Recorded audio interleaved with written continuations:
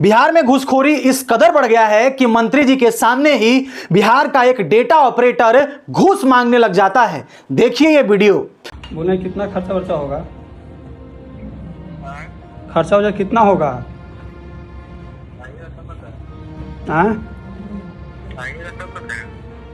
आएंगे तब कहिएगा ना। बोलिए ना, तंगा बोलिए ना, तो वो सबके लेना ना पड़ेगा, तब ना हम लेकर आएंगे। बिहार का डेटा बताता है कि दिन प्रतिदिन बिहार में भ्रष्टाचार बढ़ता ही चला जा रहा है। दिन प्रतिदिन घूस लेने का जो परंपरा है बिहार में बढ़ता ही चला जा रहा है। डेटा कहता है कि 2025 में 122 भ्रष्टाचार के केस रजिस्टर्ड हुए, जिसमें लगभग 80 से 85% घूसखोरी का मामला था। बिहार के कई जिलों में विजिलेंस की टीम ने छापेमारी की और कई भ्रष्टाचारियों को बिहार में पकड़ा गया। उसमें से 85% जो केस थे वो घूस के केस थे। यदि पिछले कई सालों से इसकी तुलना की जाए तो डेटा बताता है कि 2025 में 2 गुना से ज्यादा बिहार में भ्रष्टाचार हुए। मंत्री के सामने घूस मांगना यह दिखाता है कि किस तरीके से बिहार में दिन प्रतिदिन भ्रष्टाचार का जो ग्राफ है वो आगे की ओर बढ़ता ही जा रहा है, ऊपर की ओर बढ़ता ही चला जा रहा है। बिहार के सरकारी कर्मचारियों की तो बात छोड़ दीजिए, बिहार सरकार के सामने ही बड़ा क्वेश्चन मार्क लग चुका है। और यह सीएजी का रिपोर्ट कहता है कि बिहार सरकार ने लगभग 70,000 करोड़ रुपए का हिसाब तक नहीं दिया। सीएजी ने साफ तौर पर कहा कि जिस तरीके से बिहार सरकार के द्वारा हिसाब नहीं दिया गया, साफ नहीं किया गया कि पैसा कहां खर्चा हुआ है, इससे साफ पता चलता है कि बिहार में भ्रष्टाचार बड़े पैमाने पर हुआ। सीएजी का रिपोर्ट कहता है कि आशंका है कि फंड का डाइवर्जन हुआ, फंड इधर से उधर किया गया और 70,000 करोड़ बिहार में गायब कर दिया गया। यह 70,000 करोड़ कहां घोटाला हुआ, यह सीएजी का रिपोर्ट साफ तौर पर कहता है। सीएजी का रिपोर्ट कहता है कि बिहार में पंचायती राज में लगभग 28,154 करोड़ रुपए गायब है।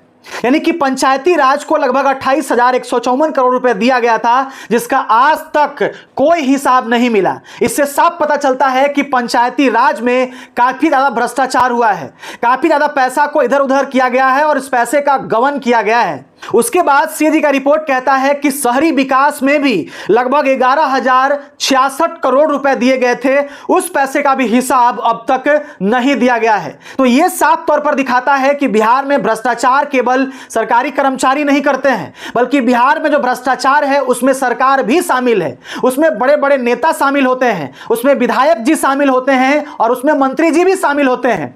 आज मंत्री जी के सामने यह वीडियो वायरल हो रहा है, आज मंत्री जी के सामने यह डेटा ऑपरेटर एक आम इंसान से, गरीब इंसान से पैसा मांगते हुए दिख रहा है।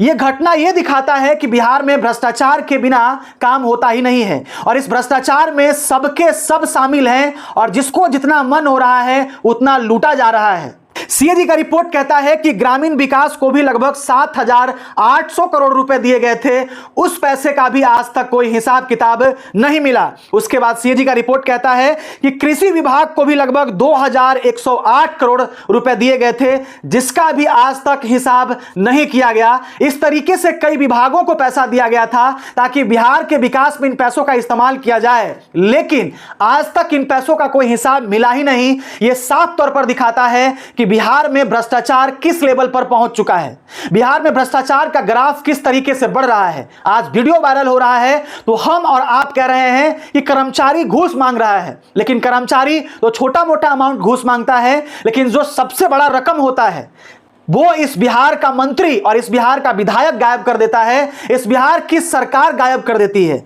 और यह सवाल सीधे तौर पर बिहार सरकार से है और यह सवाल सीधे तौर पर सत्ता में बैठा एनडीए सरकार से है और बिहार में बैठे मुख्यमंत्री सम्राट चौधरी जी से है कि आखिर ऐसा कौन सा आपके पास मजबूरी हो गया कि आपने 70,000 करोड़ रुपए का आज तक कोई हिसाब नहीं दिया।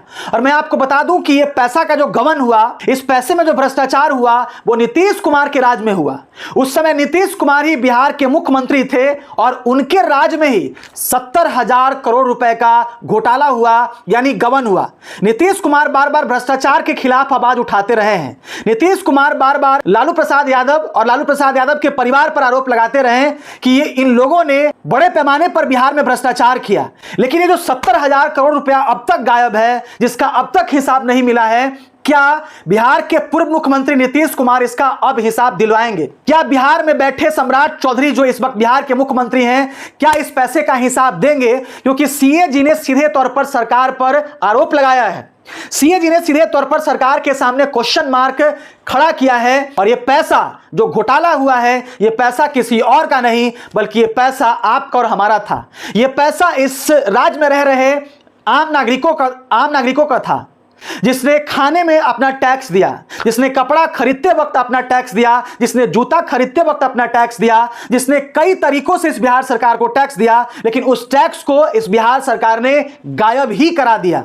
बिहार का डेटा बताता है कि घुसखोरी और भ्रष्टाचार अब आम हो चुका है। बिहार सरकार कह रही है कि बिहार के पास पैसा नहीं है, बिहार के पास फंड की कमी है, बिहार इस वक्त आर्थिक संकट से जूझ रहा है और बार बार बिहार सरकार कर्ज के लिए अप्लाई करती है, बार बार आरबीआई को कर्ज के लिए अप्लाई करती है और वहां से कर्ज उठाती है। लेकिन सवाल यहां पे यह है कि जो कर्ज आरबीआई से सरकार के द्वारा लिया जाता है, क्या उस पैसे का सही इस्तेमाल होता है या कर्ज लेकर उस पैसे को इधर उधर बांट दिया जाता है, उस फंड का डाइवर्जन कर दिया जाता है और उस फंड में बड़े पैमाने पर घोटाला हो जाता है। सड़क बनाने के नाम पर घोटाला कर दिया जाता है, बिजली देने के नाम पर घोटाला कर लिया जाता है और कंस्ट्रक्शन कराने के नाम पर घोटाला कर लिया जाता है और प्रधानमंत्री आवास देने के नाम पर इस बिहार में उस पैसों का गबन कर लिया जाता है। तो एक तरफ बिहार सरकार कहती है कि हमारे पास पैसा नहीं है, हमें आरबीआई से कर्ज लेना पड़ रहा है, दूसरा तरफ बिहार में भ्रष्टाचार का स्तर इस तरीके से बढ़ रहा है जिसके बारे में शब्दों में बयां करना मुश्किल है।